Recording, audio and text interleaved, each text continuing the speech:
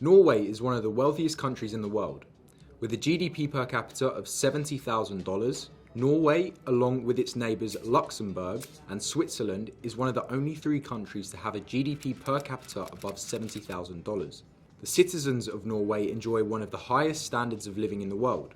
This is clear as the citizens of Norway are consistently ranked the most happiest in the world. The high standard of living in Norway can be seen through its highly developed economy as well as its world-renowned social welfare system and excellent education system. Norway has many natural resources and is one of the largest producers and exporters of oil. So you might ask yourself, how did Norway, with a population of just 5.3 million people, which is less than a city of London, become one of the richest and happiest nations in the world? In this video, I'll be analysing Norway from its history all the way up from its rise to economic prosperity now. Unlike many might think, Norway is a relatively young country, as it did not become an independent nation until 1814. Due to its abundance of natural resources and its location being so close to Britain, Norway was able to become wealthy relatively quickly. In 1840, Norway began to industrialise and foreign trade began to flourish. Norway has a GDP growth rate of around 1.6% on average from the years of 1843 to 1876, which was much quicker than the rest of Europe's at the time. Norway's economy struggled, along with the rest of the world, during the first half of the 20th century. In 1940, Norway was hit by a surprise attack by Germany during World War II. After several months of fighting, the Allied troops had surrendered in Norway. From then until the conclusion of the war, there were several Norwegian economies. One was German-controlled and the other was Allied-controlled. The Allied Norwegian economy was centred around Norway's huge merchant fleet, which was one of the largest in the world at the time. The German-controlled Norwegian economy was centred around Norway's domestic economy, which was struggling at the time. Following the war, Norway's economy reunified and its new economic goal was to see a recovery in Norway's economy.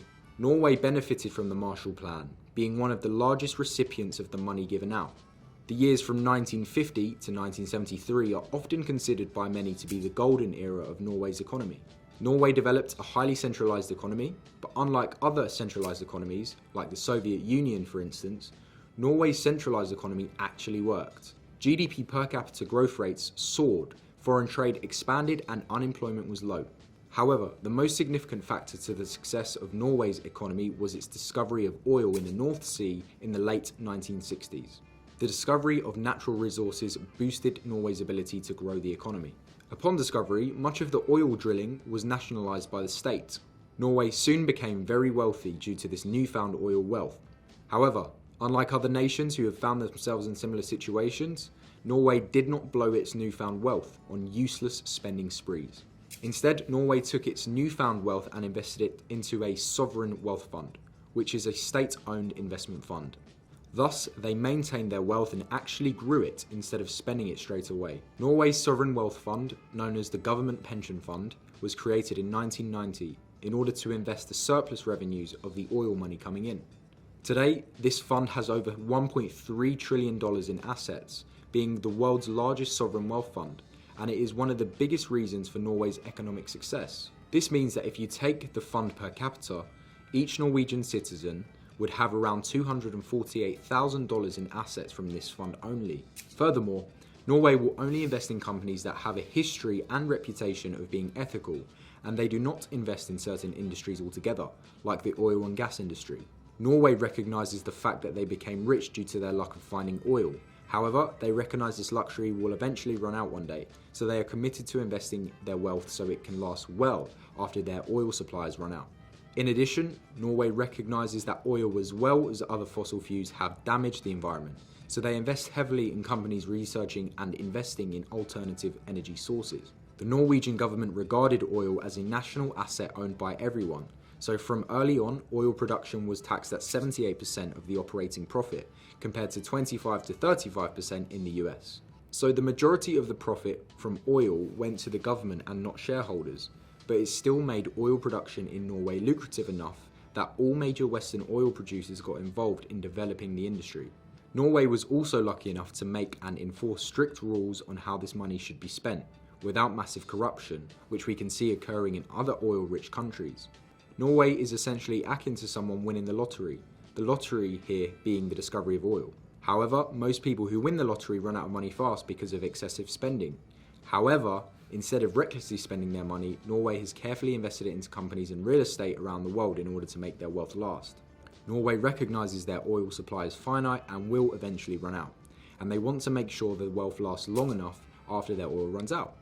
Although the oil industry constitutes to a large portion of Norway's economy, its economy is much more diverse than oil alone. Norway's service sector is highly developed and accounts for over half of the country's GDP and employs 78% of the workforce.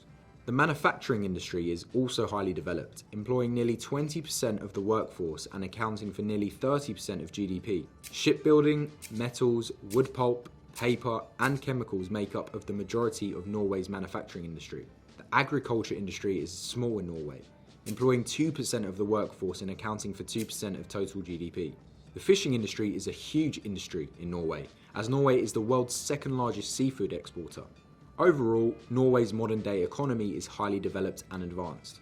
Norway's labour force is highly skilled and the country has turned itself into one of the strongest economies in the world. A huge part of Norway's economic success is due to the government. Although Norway was extremely lucky by finding oil, its government could have easily blown this wealth by spending it on useless things, but instead, the government invested the newfound wealth back into the citizens. Norway's economy is a highly developed free market economy, but Norway is also a highly developed welfare state. Known as the Nordic model, Norway incorporates the best of free market capitalism while maintaining a strong social safety net in the form of a highly developed welfare state. Norway's workforce is also highly unionised. The unions negotiate with employers to negotiate things like salary and benefits, and much of the economy is run by state-owned enterprises, employing roughly 30% of the workforce. Norway's economy has been praised worldwide as they have achieved a system where many others could not and serve as an ideal economic structure for countries around the world. As a result, Norway and its citizens enjoy some of the best quality of life the world has to offer, while maintaining economic prosperity and has one of the lowest rates of inequality in the world.